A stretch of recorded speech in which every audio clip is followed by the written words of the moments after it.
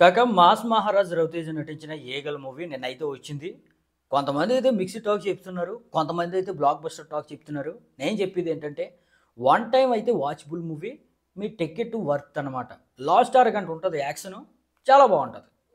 ఇక ఆ విషయం పక్కన పెడితే కాక ఈ ఏగల్ మూవీకి day one box office collections share ఎంత, గ్రాస్ ఎంత అనేది క్లియర్గా తెలుసుకుందాం.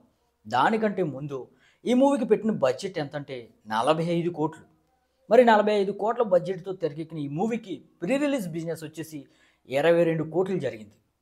మరి 22 కోట్లు ఎంత తక్కువ ఏంట్రా అని కొంతమంది అయితే క్వశ్చన్ చేయొచ్చు. 45 కోట్ల బడ్జెట్ అయితే 22 కోట్లే బిజినెస్ జరిగితే మరి వాళ్ళకి 23 కోట్ల వరకు లాస్ కదా అని మీకు కొంతమందికి అనిపించవచ్చు. అయితే ఆ 23 కోట్లు ఓటీటీ రైట్స్కి అమ్మడం ద్వారా, ఆడియో రైట్స్ అమ్మడం ద్వారా వాళ్ళకి బ్యాలెన్స్ అనేది కుదురుతుంది అనమాట.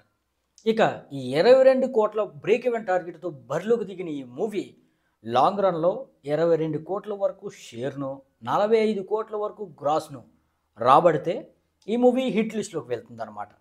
కలెక్షన్స్ పరంగా అంటే ఒక హాఫ్ సెంచరీ కొట్టాలనుకోండి, హాఫ్ సెంచరీ కొట్టిందంటే ఈ మూవీ బ్లాక్ బస్టరే. ఇక అయితే ఈ మూవీకి డే వన్ వచ్చిన గ్రాస్ ఎంతంటే భయ్య 10 కోట్ల వరకు ఉంది భయ్య.